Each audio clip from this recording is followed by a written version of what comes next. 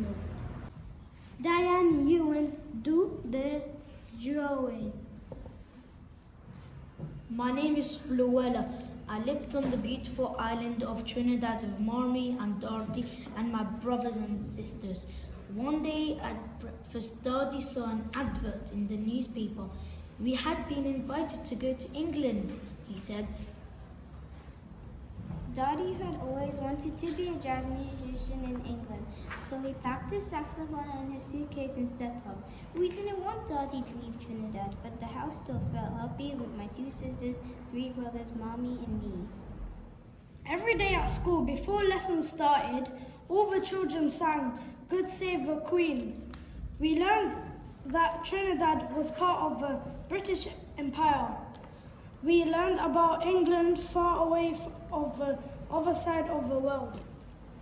We imagined Daddy there, playing the saxophone, wearing a coat to keep warm. I dreamt of meeting the Queen. Each day we went to the market to buy mangoes, breadfruit and sweet potatoes.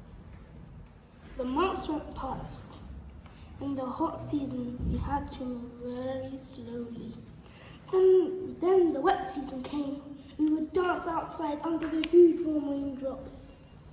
A year after Daddy left, Mommy packed her bags and went to join him in England. She took my little sister Cynthia and brother Junior with her. Sandra and I had to stay behind with our wicked auntie and wait for Mommy's letters. One day, a letter arrived from Mommy. It said, "We are finally going to England." We jumped for joy. Even better, our brothers Lester and Ellington were coming as well. Now it's our turn to pack. We didn't have any warm clothes, but we packed our prettiest dresses. It took 15 days to sail to England. We saw flying fish and seagulls. The ship was like a floating skyscraper, but our cabin was tiny. We got into all sorts of mischief on the boat with no parents around. We even helped in the kitchen. The closer we got to England, the colder it became. We thought about our lessons on British history at school. What would England be like? It will be a giant iceberg, said Lester. Don't be silly, said Sandra. It won't be that cold. On the day we arrived in Southampton, we did agree on one thing. We put on our best clothes in case we're going to meet the Queen. We didn't see the Queen at the dock, but Mommy was there waving up at us. I thought she looked like an angel. She gave me the biggest hug and a blue knitted cardigan to keep me warm. "Let's go home," she said. We found ourselves in a land of fast underground trains and moving staircases. But London didn't feel very welcoming, and people weren't very kind.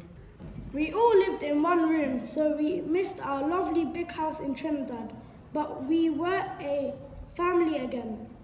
Our new might not be what we had expected, but we would work hard and life would be better.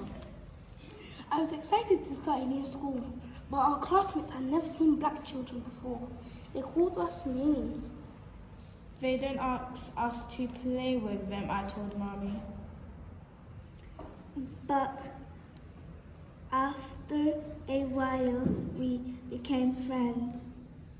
At first, coming to England was not as nice as I thought it would be. But little by little, we settled in and it felt like home.